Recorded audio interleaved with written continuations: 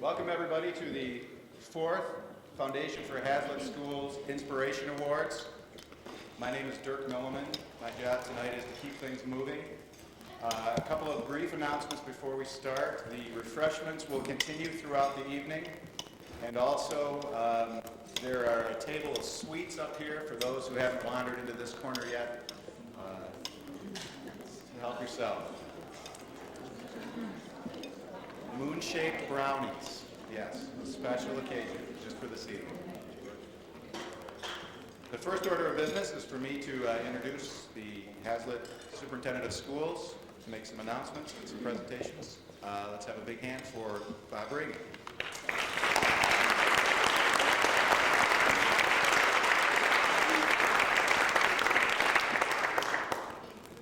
Thank you, Dirk, and good evening.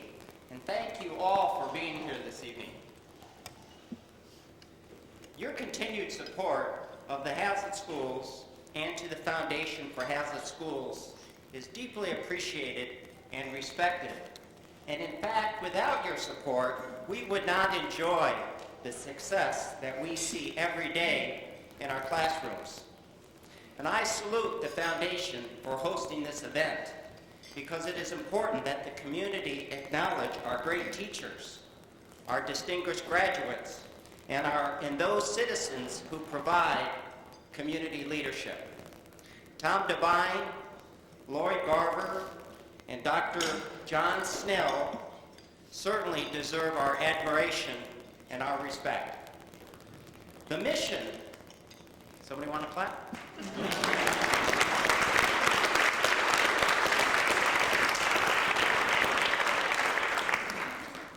The mission of the Hazlitt Public Schools is to provide educational opportunities which will enable all students of all aspirations and abilities to grow and learn. And I wish to report to you that we work on that mission every day. And in fact, Tom Devine did it for 41 years as a science teacher.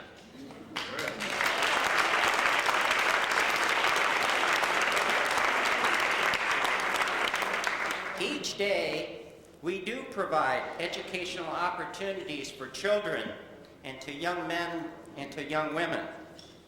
For example, and most importantly, in our classrooms, where teachers teach reading and writing, they teach mathematics and science and social studies. But we also provide educational opportunities in such areas as on the auditorium stage through our performing arts program. And with some mild modesty, I would suggest that we have one of the finest performing arts programs in the state of Michigan.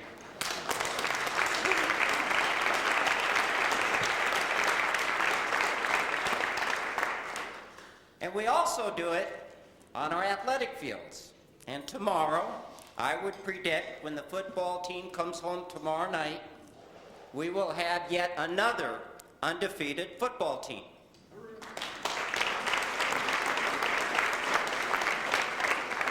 We also provide after-school academic programs like the Science Olympiad program, which we expanded down to our middle school this year.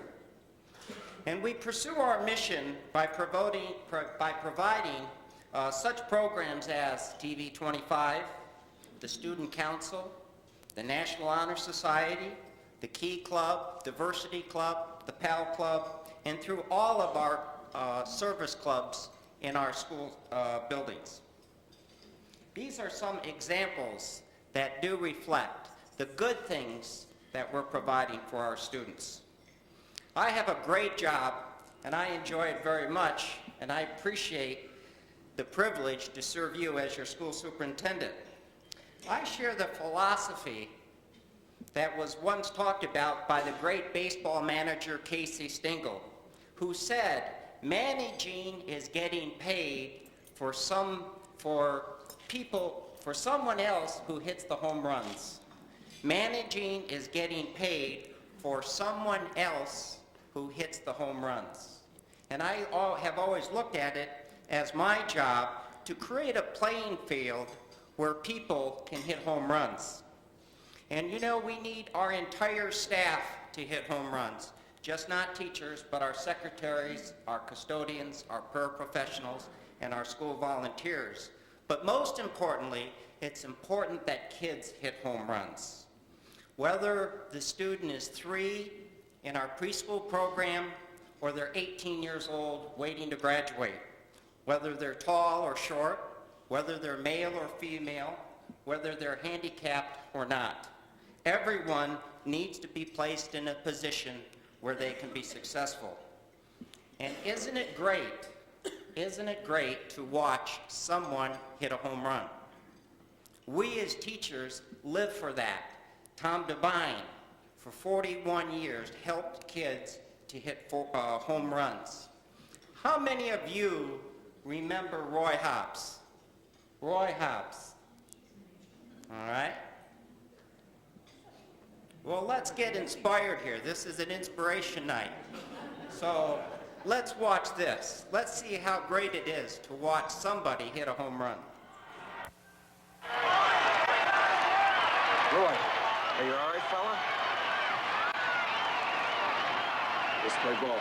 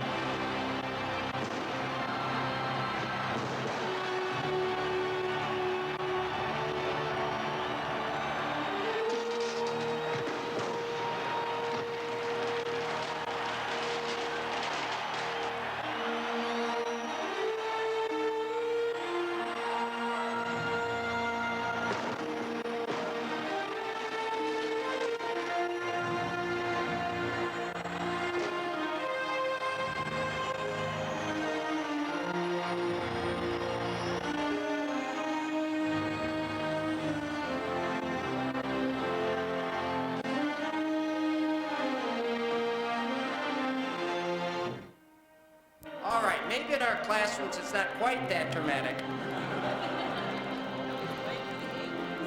But you know, as I look at this room and I see Emily and Dee and Shirley and Bob and John and Lynn and so many teachers here, I'm telling you, these teachers facilitate kids hitting home runs all the time. And ladies and gentlemen, our Foundation for Hazlet Schools hit home runs too. Do you know that our foundation has raised over $300,000? Do you know that the foundation provides $12,000 to $15,000 or $20,000, $12,000 to $15,000 annually for teacher mini grants? And this program allows teachers to try new ideas or to incorporate a new program that would otherwise not be funded by our regular school budget. Do you know what the foundation has done for our school libraries? Nearly half of the books in our libraries were purchased by the foundation, who partners with our schools, PTOs, and parent book sponsors. I'm of the opinion that this may be the foundation's greatest accomplishment, what they have done for our libraries. And did you know that the foundation has contributed considerable money to TV 25, helped pay for the grand piano in the Performing Arts Center. They provide money for the Author in Residence program in the elementary schools. They provide post-secondary scholarships to the Hazlet High School and to Meridian High School, and much, much more. I salute the Foundation for Hazlet Schools, and I urge the community to support their good work and their good deeds. Every nickel contributed to the Foundation for Hazlet Schools helps the Hazlet Schools to meet the mission to provide educational opportunities for Hazlet's children. So thank you very much, and enjoy the evening. Thank you.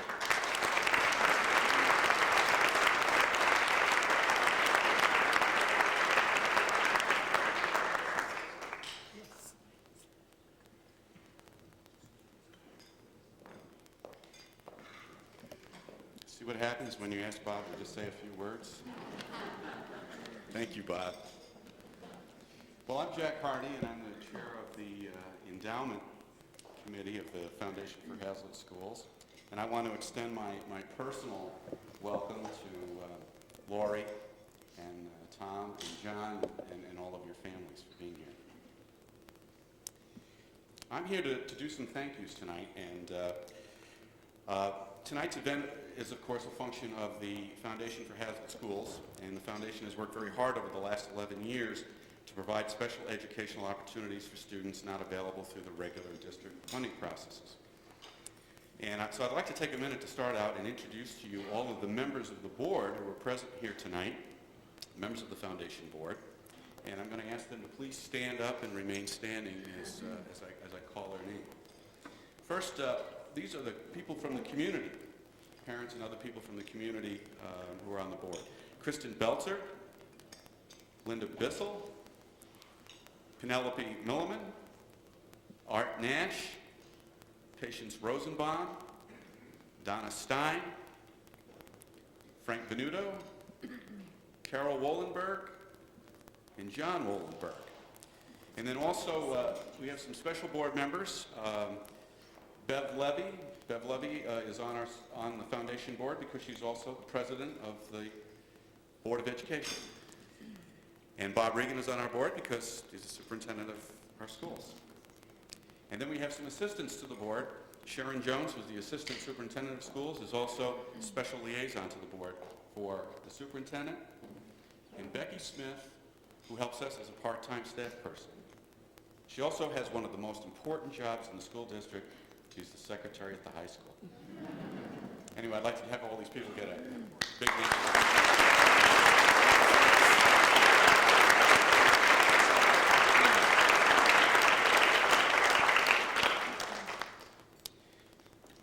I also want to take a minute to thank some individuals and some businesses who made a financial commitment to support this event tonight. And they're listed in your program, back on the inside of the last page. And I just want to point out Tom Hoisington, Tobias and Linda Tim, Al White. Al White sitting here was a recipient of one of our awards back a couple years ago. A.G. Edwards, Clark Construction, and TMP Architecture. And I just want to say that the people that are here are not just here now. These are people that have consistently supported Hazlet Schools over the years. This is not the first time they've been on this list.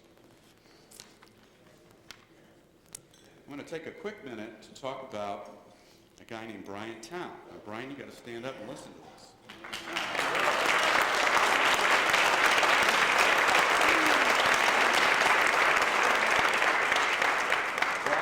Brian is both a teacher and director of the Hazlet Schools Cable Channel 25. Brian is here to tape tonight's proceedings, and as we progress through our program tonight, you'll get to appreciate some of the handiwork that Brian and his students have done. I had written down that we had 50 to 60 students involved in learning television production at Hazlet High School, and he informed me earlier that it's 70 students involved in that. And boy, have things changed. I was remembering, and I was talking to Stan Hicks about this earlier, that when I was a senior in Hazlet in 1963, some of you remember, we had that old loudspeaker in the morning in our homeroom where the announcements came over.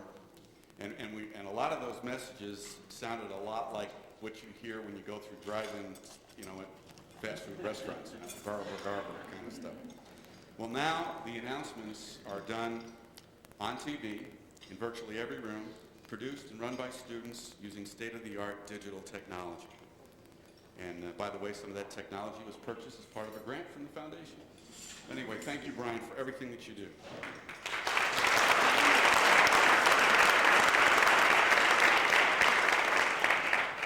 Finally, we're at that point where we say, these are the people that did the work that got us here, and I want to thank that group. I had the great pleasure of chairing an event committee that had some of the most intelligent and creative people I've ever worked with. They had worked for months to get us all here tonight, so I'd like them to stand as I call their name, please. Ann Harkis, Sharon Jones, Deb Kinney, Penelope Milliman, Patience Rosenbaum, Kathy Dewsbury-White, Carol Wollenberg, Bob Regan, and June Hewitt, and Dirk Milliman, our MC. It's the second year Dirk's helped us out as well. I appreciate that. Anyway, this committee's done a ton of work, and I just want to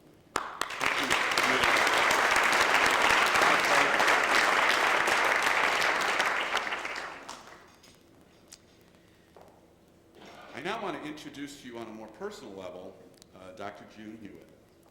June is a professor at Michigan State and is an extremely active parent and leader in Hazlet schools. She has graciously agreed to chair the endowment committee of the foundation this next year as I fade off into the sunset. Anyway, June has a few words for you.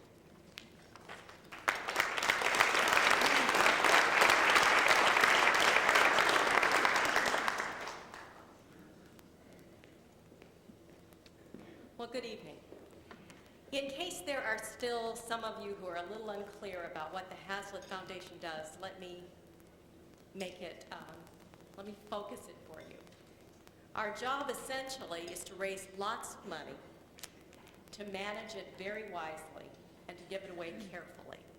And we've done that for 11 years by way of buying students across this district opportunities that were not available to the regular school budget. And in our way of thinking, that really is the difference between schools that are excellent and schools that are exemplary. And we are sure that Hazlet schools are exemplary. But we know it's not that easy. That's a little too simply put, because exemplary schools are really some mysterious combination of communities that are committed to schools and families who are engaged and teachers who are committed and students who have initiative and curiosity and character. And while that combination may be mysterious, how it happens isn't magic. How it happens is through very, very hard work. Hard work on the part of teachers and administrators and support staff and the parents who assist with homework and the people who come in and help children go on field trips and manage lunchrooms and all the other kinds of things that happen in schools where people care about how their children learn.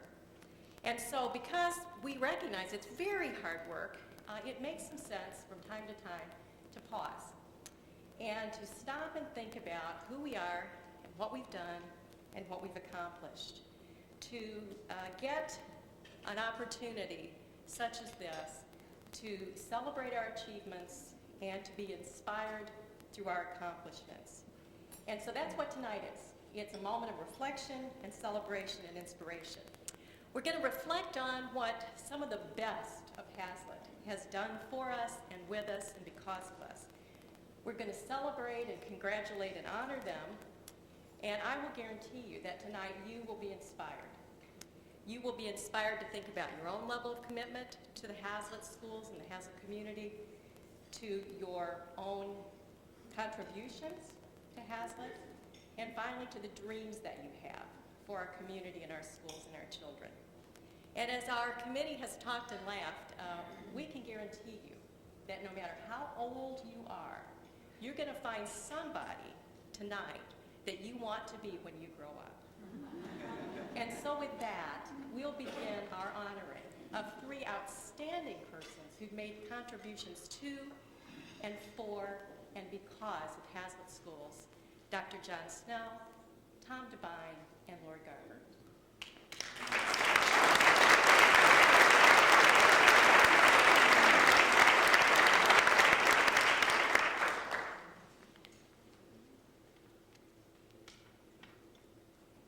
If you've ever enjoyed Lake Lansing Park North, you can thank Dr. John Snell.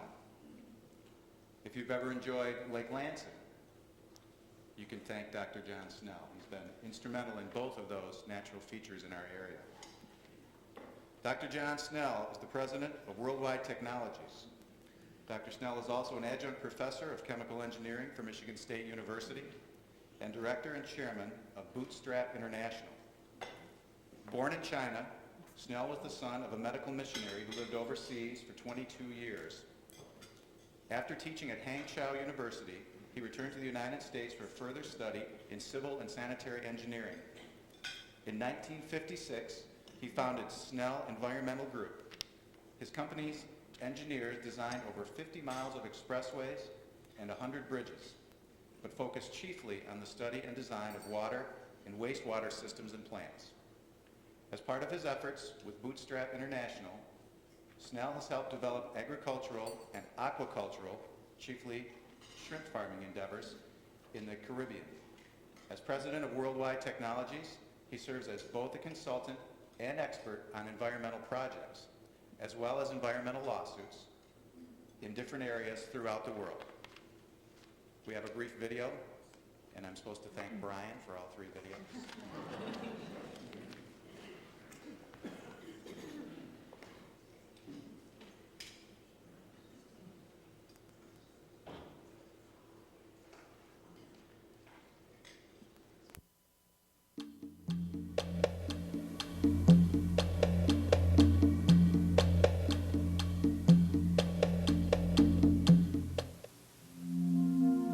Dr. Snell in 1950 when I was a freshman at the School of Engineering at Michigan State University.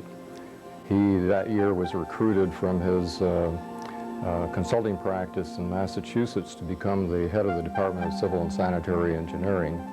And it was my goal to become a sanitary engineer. And he was a sanitary engineer also, so we struck up a quick friendship, and that friendship has remained throughout the years. People have often asked me how we got to Hazlitt and how we enjoyed it there and so forth. It started back in 1950. We were invited to come from Boston, where I had been teaching half-time at MIT, and I had been running a small consulting firm. And during the course of that time, I had written an article about how one might control the H-bomb, which had just been invented at that time. And the dean of the engineering school at Michigan State saw this in the Engineering Honorary magazine, and they were looking for a department head of civil and environmental group. And so he got in touch with me and he said, would you be interested in that job? And I said, no, I'm quite interested in staying where I am. But he said, would you come and talk to us? So I came out, and I liked him very much, and I liked Hannah very much. And a great school. You never saw a better school than Michigan State. And during the course of the 2 days I was here, a realtor took me around and showed me where some houses were, and we walked through a house on Lake Lansing. It wasn't quite finished, and I loved the view from there. I said, this is a wonderful place, but it was already sold. Well, 2 weeks later, we got word from Michigan State that we were accepted. And so I called this realtor up and I said, what about that place?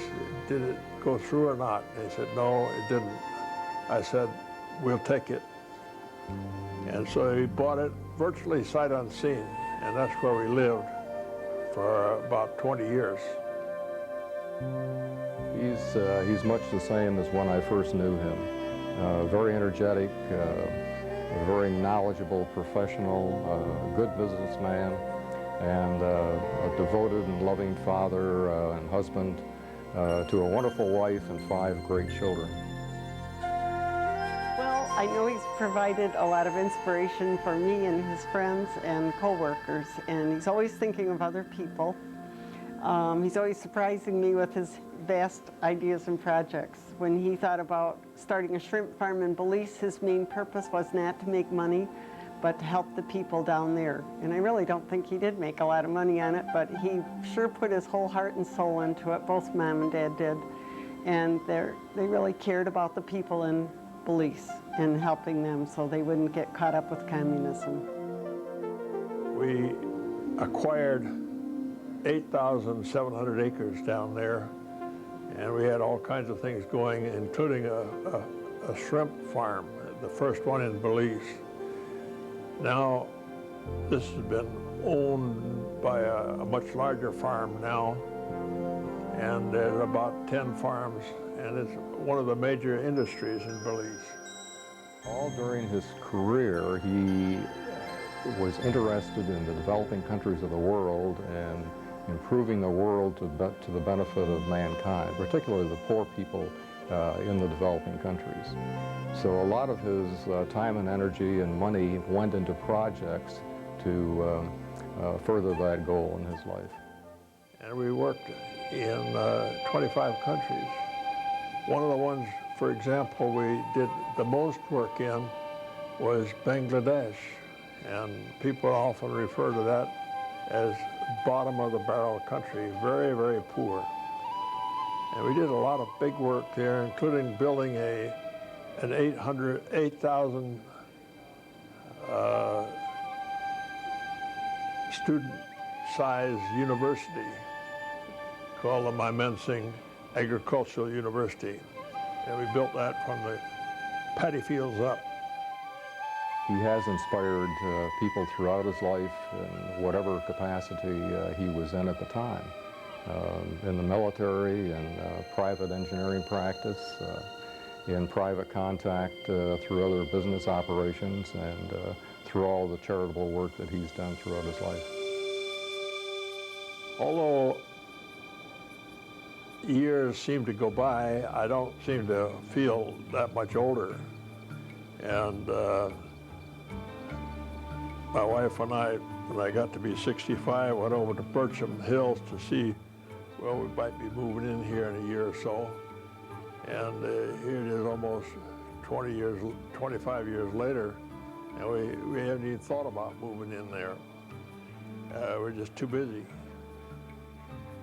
He surprised me since he supposedly retired back when he was, I think, around 65, and I think he's gotten even busier than when he was working all the time. He still puts in about a 60-hour week, and who knows what that means. His head is always just, you can just about see the wheels turning all the time.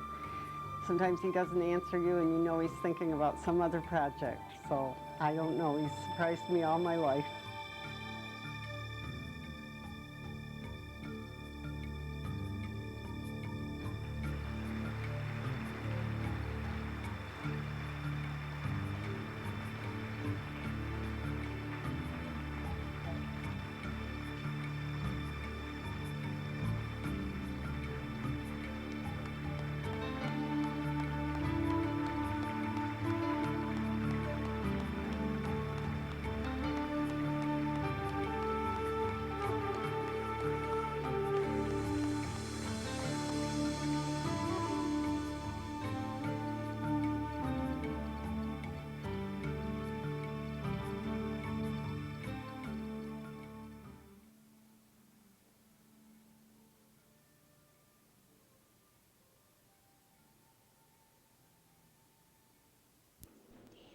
To make our first presentation tonight, June Love.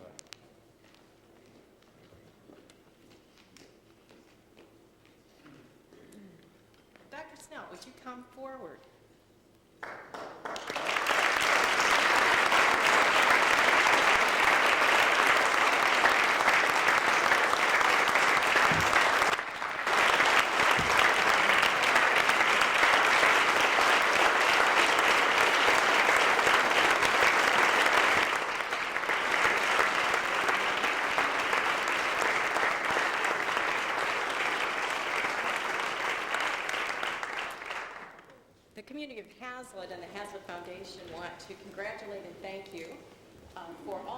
contributions and inspiration, as does United States Senator Debbie Stabenow. Thank you. Thank you.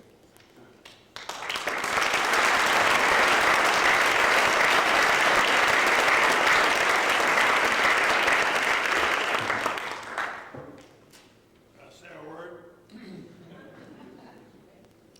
You've seen a well-done video there.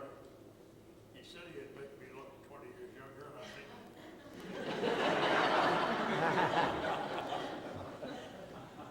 I'd like to introduce some of our family here, including the grandchild who you saw the great-grandchild, I should say.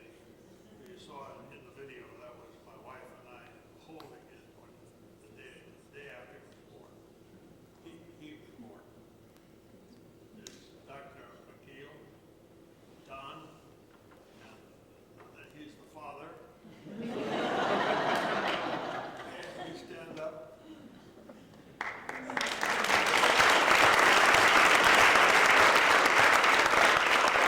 Mother is Kimmy. They both work at Sparrow Hospital.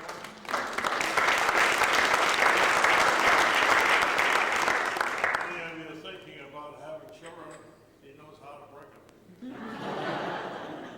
And then there's, you met our daughter, of course, Chica.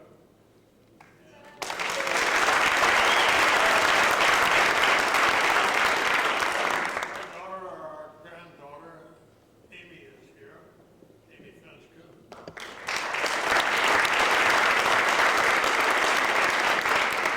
Peter there with you? Peter George, stand up.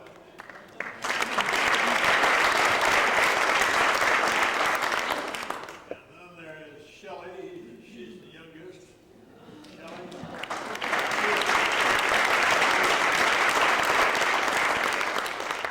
Will you stand up too? And the Houstons.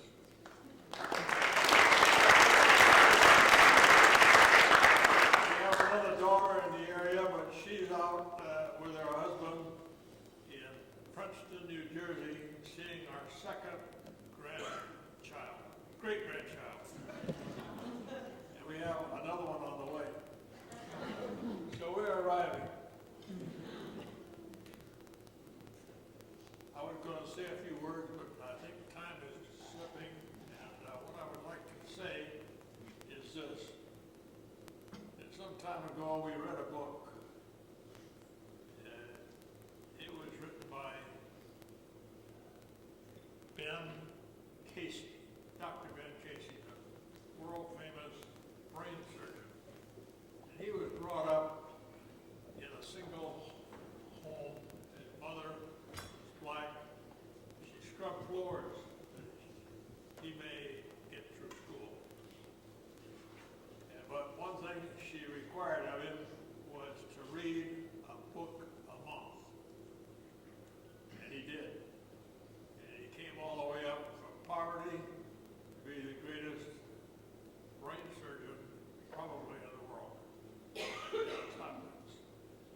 So as a result of this, we're inspired to give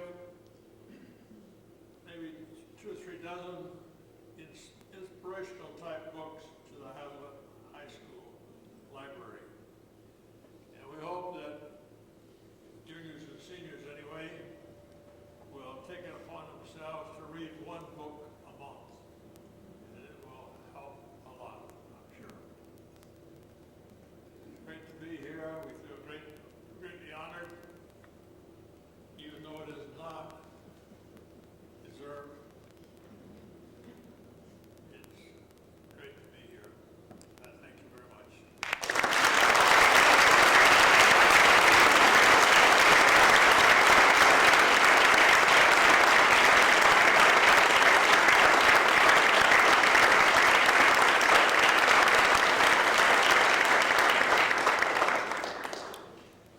Oh, I forgot to mention. I was just going to mention that, Dr. Snell. Dr. Snell neglected to mention that he has also written at least one book and has graciously brought many, many copies at the back of the room that are to be given away tonight. And And I think your charge was that everyone in this room must read this book this month. Thank you. So those are in the back. My beautiful assistant is holding it up back there.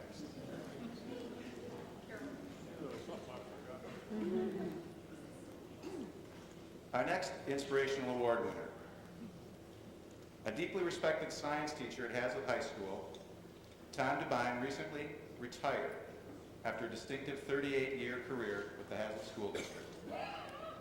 In his career with the Hazlet School District, DeBine has organized and coordinated the annual Science Day at the Meridian Mall for Mid-Michigan schools and organizations, coached the Science Olympiad team, served as a member of Debbie Stabenow's Science Advisory Committee, given chemistry and physics demonstrations in different Hazlet elementary classrooms, and organized and supervised students who performed science demonstrations at Mid-Michigan malls in conjunction with National Chemistry Week.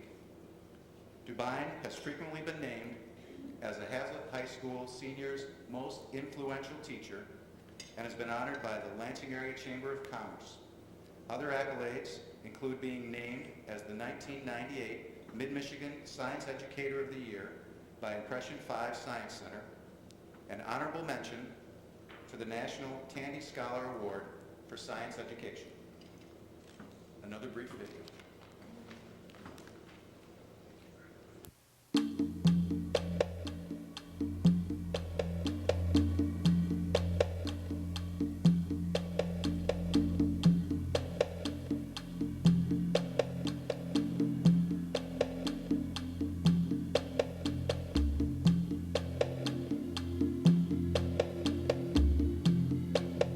He inspires me. I think he's a great teacher. He's a legend here. After being gone a few years, kids still know who he is, and they admire him for being a good teacher. He's well respected in the community. He inspires me to be a better teacher. I saw the dedication he had to the district and still has to the district, and it makes me want to be a better teacher as a result. He is Mr. Inspiration, not only to his students who attest over and over of how he excited them about science, excited them about questioning, about finding out why things are, and just taking an interest in just watching an object in the street and questioning what makes that happen.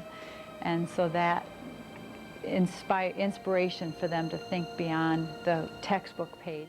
He's always had a number of students come back and tell him how well they did do in whether it was a career development plan or their college preparation, that they felt that they were well grounded in the sciences, which is a tribute to Hazlet High School and the science department in all areas, but specifically in the classes that Tom did teach.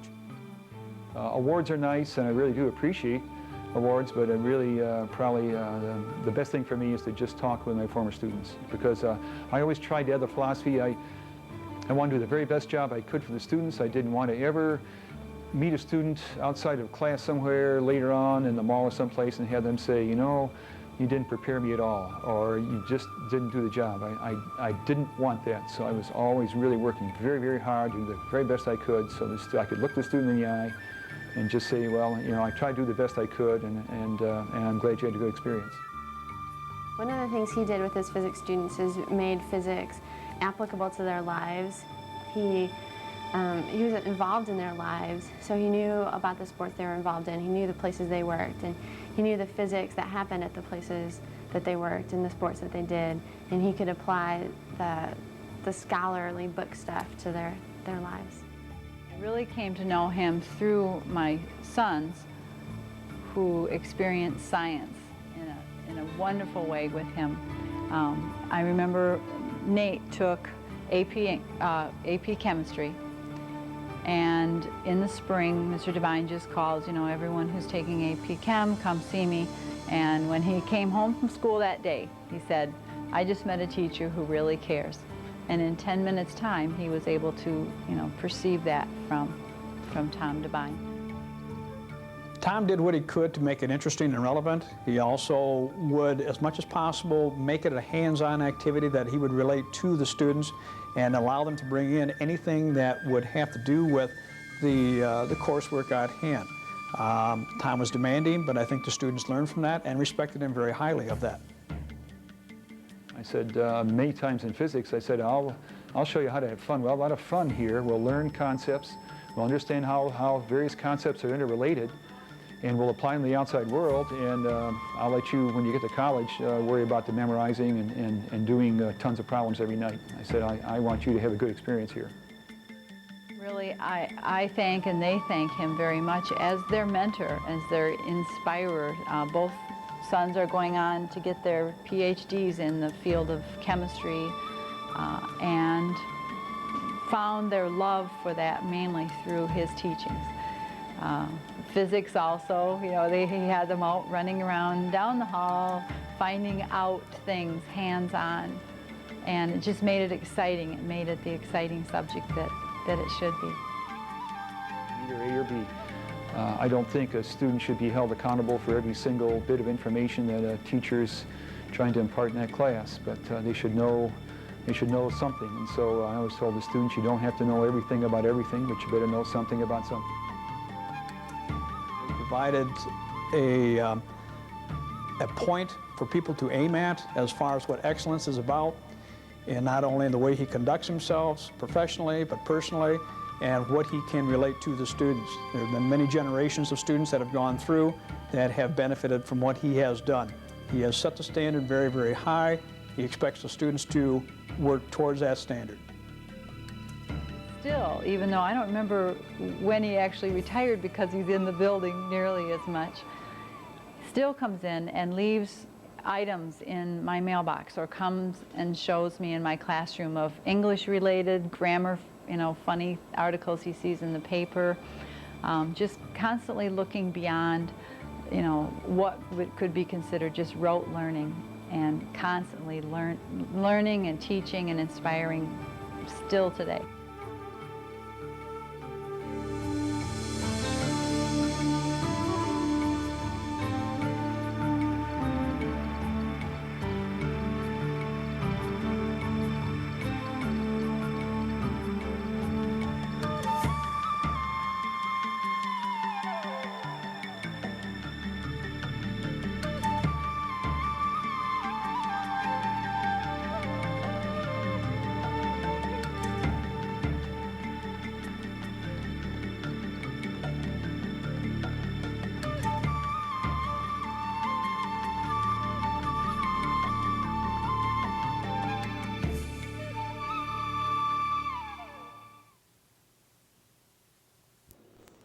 Our second award winner this evening, you knew it.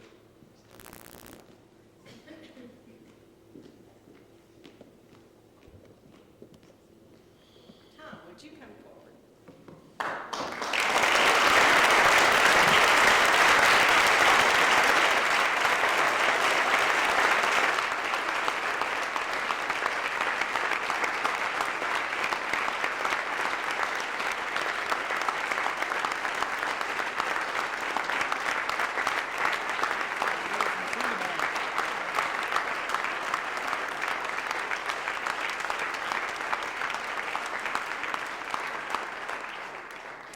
Tom, for all your excellent advice, Debbie Stabinos says thank you. And with just great affection, the families and students and community of Haslett say thank you. Congratulations. Yeah.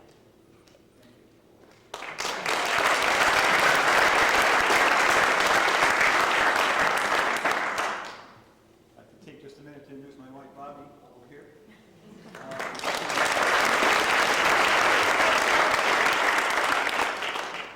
We have one son, Dan, who lives out in the state of Washington. He, his wife, and one granddaughter, and we're expecting next spring. And we have a daughter and son-in-law live in Alpena. And we have two granddaughters up there, and she's expecting, and neither one can make it. It's quite a chore. Little did Bobby and I realize when we came here in 1963 how Haslett would grow in population and educational excellence. Because it was just a small town, small high school, just a small little area, a small high school. And over the 38 years that we've been here, it has really been something to watch Haslett grow in all ways. Never did we realize that it would outstanding educational system it is now. I really have been privileged to be a small part of it. I have very much appreciated the support from the staff over the years, all the teachers I've interacted with, the administrators over the years, and the school board. You've given good guidance and good support. And that makes a world of difference in your attitude, because attitude is everything. And everybody's been working together, and it's really made a world of difference, and it really has helped me in terms of attitude, just working toward the common goal. I'd like to see Haslet continue. Don't be satisfied. Continue to strive for excellence. We can always be a little better. Let's try something new. Let's see if we can change this. Let's see if we can improve on that. So I'll be around to help as best I can in all the buildings. Thank you very much.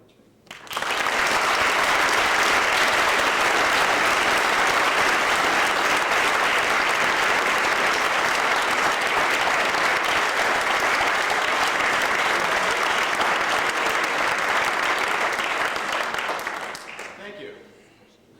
Since this is a night for education, we're going to have a test.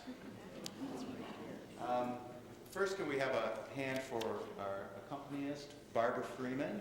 We've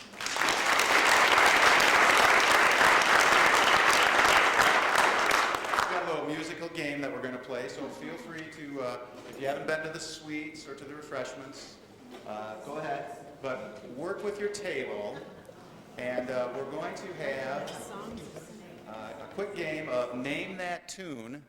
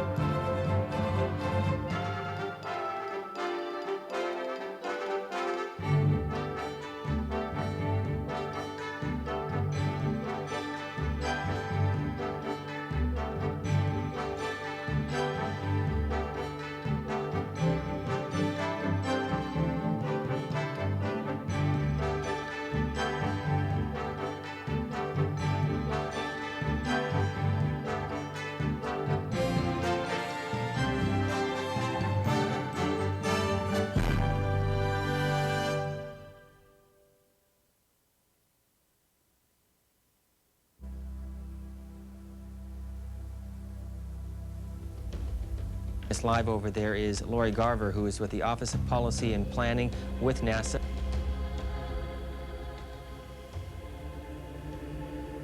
Imagine a world without access to space, a world without instantaneous worldwide communication. Think of the implications for world peace, our defense, our entertainment. Imagine a world without hurricane warnings, weather forecasting, or environmental management, where a child cannot dream of one day walking on the moon. Well, luckily, this is not the world in which we live today. The President's 1994 National Space Policy mapped the course for the future and has established a clear division of responsibilities. So this mission had been planned. We knew it would be an interesting mission. With the addition of Senator Glenn, I think we're thrilled to be able to share the cutting-edge science and research that NASA is doing with the entire world. Mars has been out there since we went to the moon, clearly as a next step that the space program will take with humans. We have gone back robotically. We have a very robust Mars program, sending 2 spacecraft every 2 years to Mars, leading to, undoubtedly, human missions to the Red Planet. Assured access to space means everything to NASA. It allows us to build facilities in space, develop new technologies, assure the safety of our astronauts, study our global environment, and explore the universe. With your leadership, we can be assured that our future is in good hands. Thank you very much. Hi, everyone. My name is Mary Ellen Weber, and as a NASA astronaut, I've had a chance to do some pretty amazing things. Twice I've flown aboard the space shuttle, and on one of those trips, I had the chance to go to the new International Space Station. Now, with all that, you probably think that space flight is the best part about being an astronaut. But I have to say, really the best part of my job is the chance that I have to work with talented, incredible people. And imagine how proud I am today to be here with you to talk about one of those very special people, Lori Garver. I got to know Lori about 5 years ago, and one of my first recollections of Lori was when she was giving a speech to a group of key space executives. Now, she had just come to NASA from the National Space Society, where she was the executive director, where she was leading that society. And in this speech, she was talking about the difference between those 2 roles. And according to Lori, at NASA, we had the mundane job of launching space shuttles and building new space stations, whereas at the National Space Society, they had a much more daunting challenge, that of creating a spacefaring civilization. I can think of no one more determined or more capable of making such a vision for our civilization a reality. And I have no doubt that 1,000 years from now, when we're launching rocket ships on the hour to planets throughout the solar system, that Lori Garver will have been one of the key individuals to make that happen. For the past 5 years, I have to say that Lori has been a tremendous inspiration to me, with her energy, with her bright outlook, and with her incredible insight. And I just know that from this day on, she will be that same inspiration to all of you. Good luck. And Lori, congratulations. It is difficult to resist applying to Lori Beth Garver metaphors such as meteoric, stellar, and skyrocket. From the time she graduated from Colorado College and began working for a former astronaut, it took Lori Garver only 15 years to become the highest-ranking woman at the National Aeronautics and Space Administration. With laser focus, Lori Garver has translated her liberal arts background into astonishing career achievement, and we at Colorado College can be justly proud of her. And therefore, it is a great honor for me to present her for the degree Doctor of Laws, honoris causa.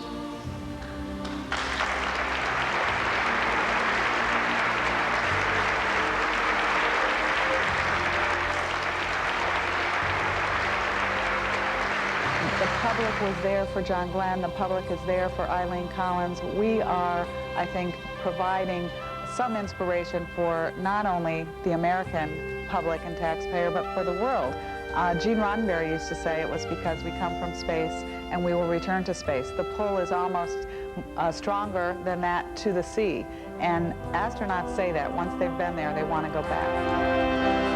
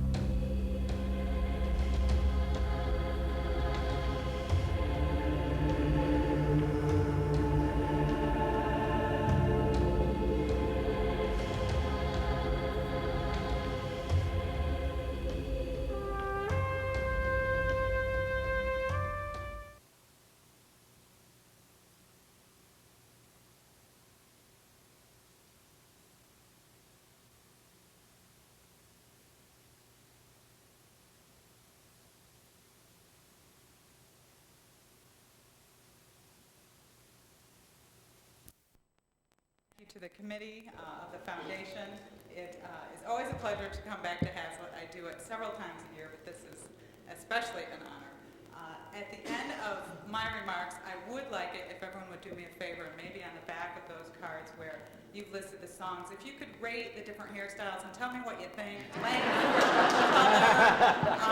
actually came in last night with long blonde hair, so my stylist is here if you want to make any recommendations. I have been told I'm worse than Hillary. So. Wasn't me. Over 6 months ago, when Jack Carney called me about this award, it was a great pride that I, of course, accepted, but it was with some hesitation because I knew at that time, which was December of last year, that I would most likely be leaving my post at NASA. The final votes in Florida had not been tallied, but it wasn't looking very good to me for my continuing presence in the administration. I, in January, did leave NASA and have become a consultant, a typical Washington activity, and it wasn't too long ago that my child actually asked me, Wesley, my oldest, we were sitting at the computer, I bumped him off some game because I needed to do some work, and he said, Mom, what do you really do at work anyway?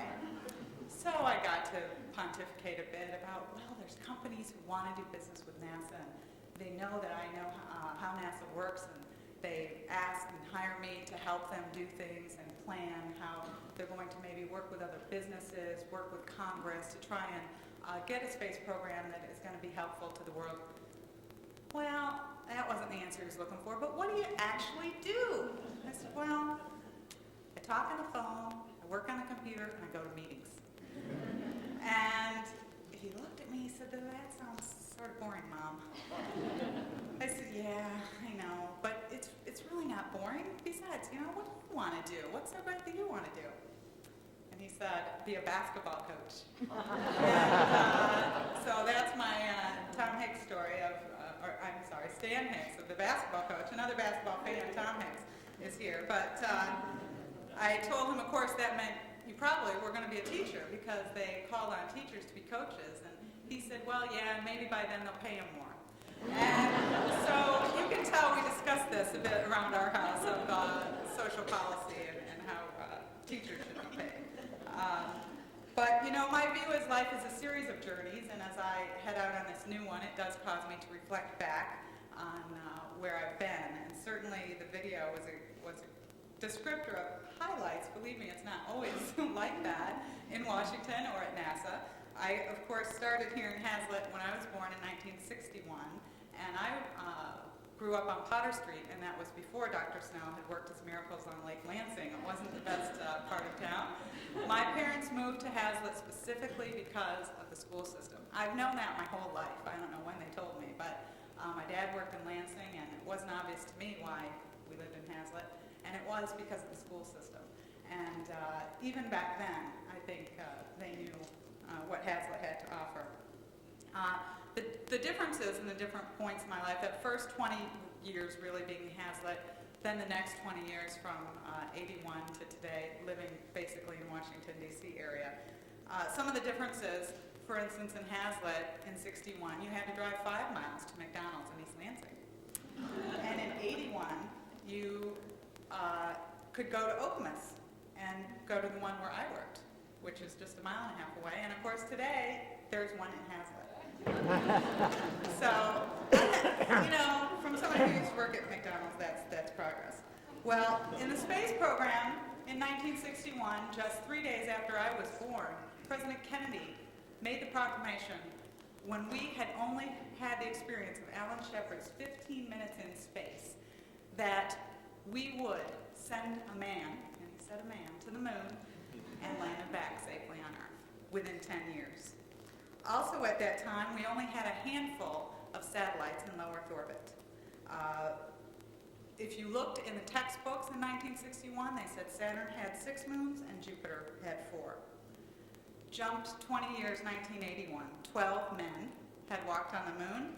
We had launched our first reusable spacecraft, the Space Shuttle, and robotic probes were already exploring the universe. We had the Pioneer spacecraft at Saturn, Voyager at Jupiter, and Viking on Mars. Textbooks in 1981 reported Saturn had 12 moons, Jupiter 11.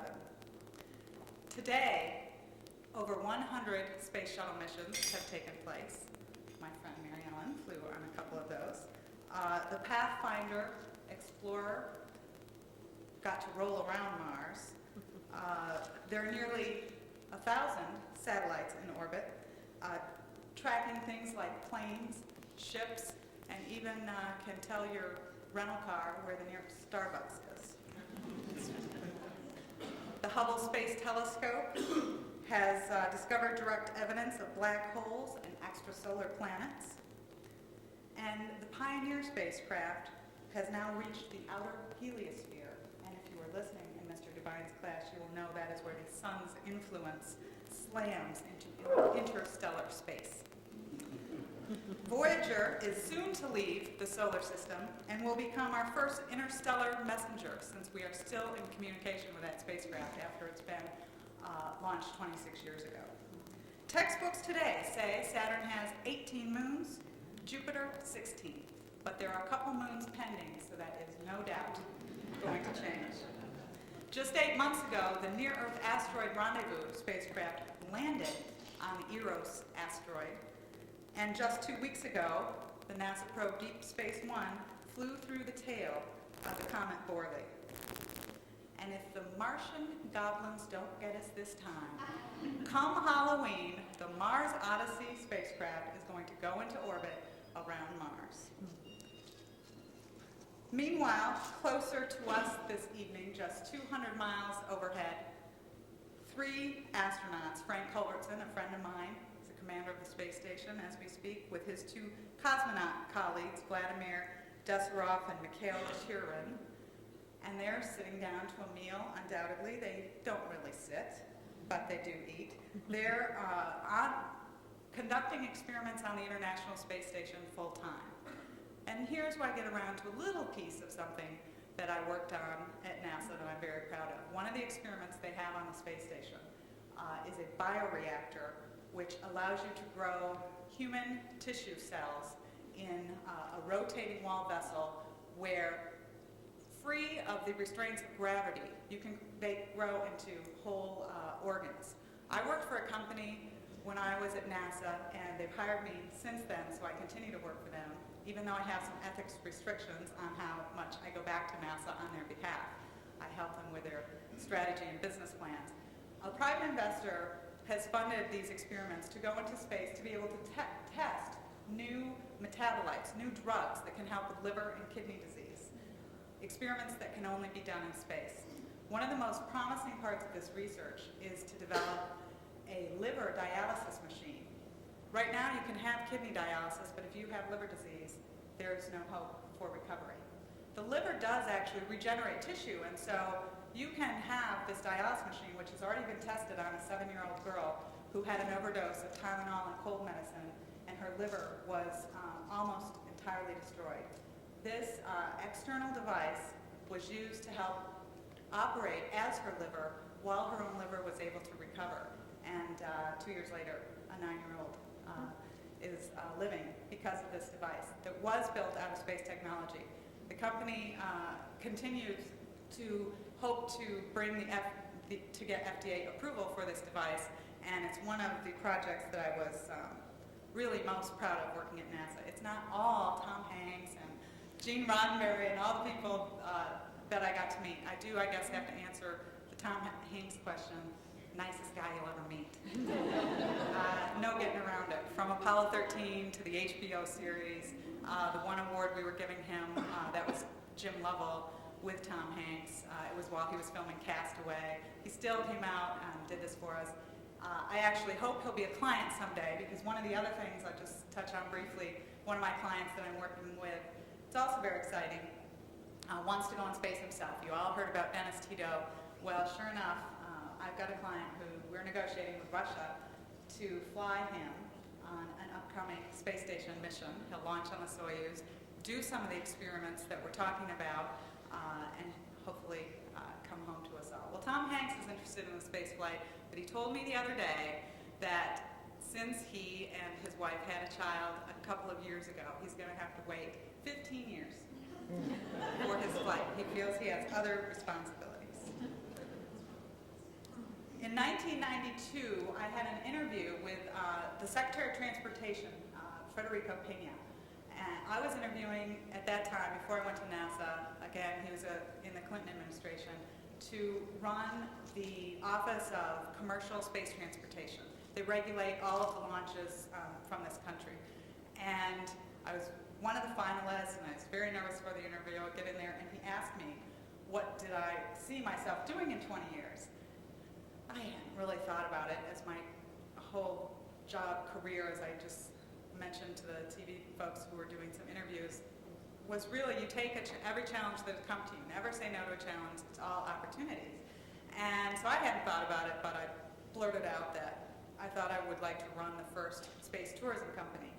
And I don't think he liked the answer because I did not get the job. But ultimately, I find myself really doing some of that work. And it is interesting how life goes. Now, obviously, one of the journeys that we have to undertake now, I can't come here from Washington and today's environment with the balloons and the flags and not talk about it, is the changed world. And the space program is changing along with the world. It isn't just the fact that my office is now in the White House perimeter and I have to show ID and can barely drive into my parking garage. I do drive by the Pentagon with a large gash in it on the side every day. We have F-16s flying overhead even during our kids' soccer games out in McLean because the CIA is near us. We had an anthrax scare in my building first this week, and we were quarantined until they found out it was just the janitor had removed a light bulb and dust had fallen on the counter. There will be, obviously, huge policy changes out of this. We're talking about socialized airplanes, and reductions in our personal liberties, increased deficits, and nation building. You can't expect someone to come from Washington and not talk public policy. But in the space program, we're going to see huge changes as well. Military space is going to increase. The military space plane has been requested for years and not funded. It has the capability to deliver any type of package, people or bombs, over to the distance of Afghanistan in 30 minutes, not the 30 hours that it takes the B-2. I'm guessing there will be money for those programs in the future.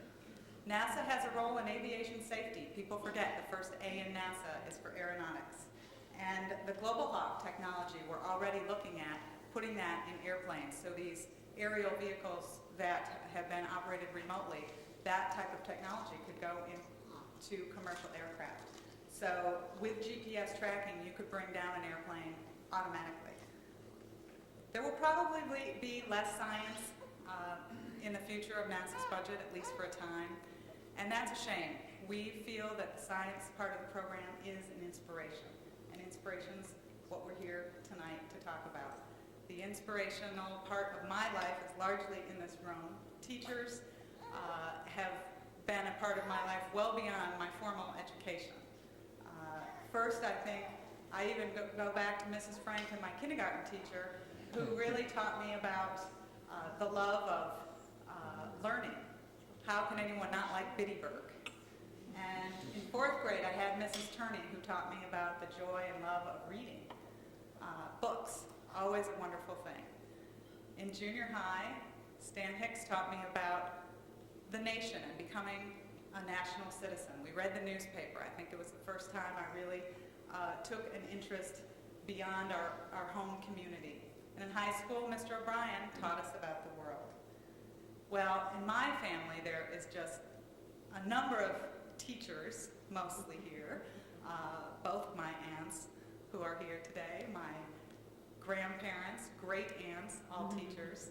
My Uncle Dick is a teacher, but he's been about everything else too, so that's hard to limit. I've learned a lot of things from him, anywhere from politics to skiing to juggling, a lot of talents. My parents, both teachers, and have always been an inspiration to me. My father, I would say, is the Cal Ripken of stockbroker firms. He never, ever, I don't think, missed work in his 40 years. He got up every day, and nobody had a big parade for him.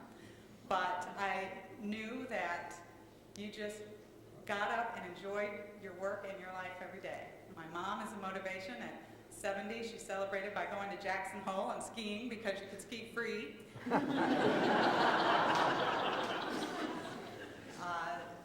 She has never been bored by anything. I was saying I don't think that we have boredom in our family. My sister has probably been an inspiration to me longer than anyone. I see my 2 boys now, and I look at my younger one who just always wants to be with his older brother, and that's how I feel about you.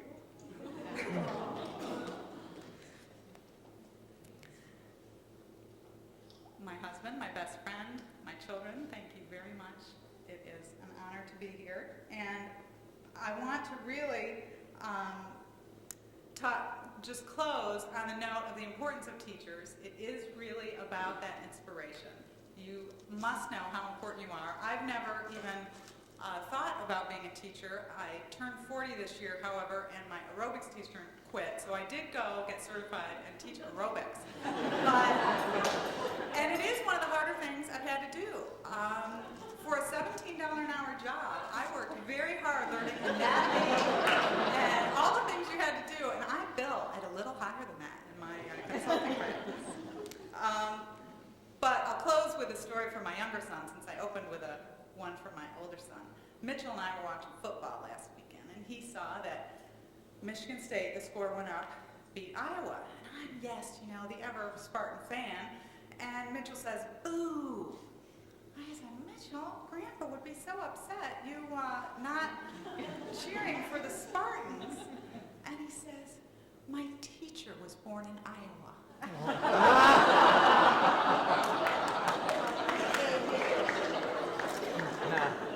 So I do toast to all of the teachers here. You have been an inspiration, of course, to me. Hazlitt is a wonderful place. I will always come back to Hazlitt. Thank you for coming, all the friends, and again, the committee. It is truly an honor. Thank you very much.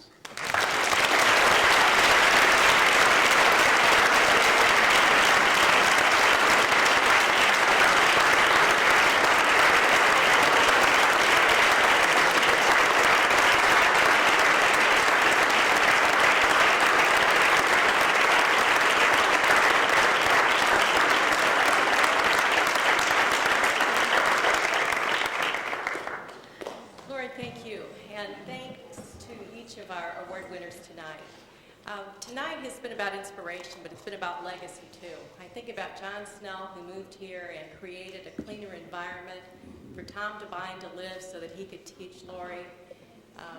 That's pretty amazing, and their contributions continue. 22 years ago we launched Lori into something that maybe Tom could see, but perhaps other people didn't dream about. It's an amazing thing. I'm proud that she's going to be in the schools tomorrow, and especially that our girls are going to see where women can go, where women can be in science. Too bad John Kennedy didn't know that, but I'm sure he had some insight at some point, but that's okay. Where will the class of 2002 be launched? To Carnegie Hall, to the White House. We don't know, but we want to support every dream of every student in Hazlet schools. And so tonight, on behalf of the Hazlet Foundation, we thank you for being here. We thank you for being part of this event. We know you'll want to congratulate the winners, and we hope sometime in the next few months you think about the Hazlet Foundation and the work that we do here in support of your students in our community. Thank you again.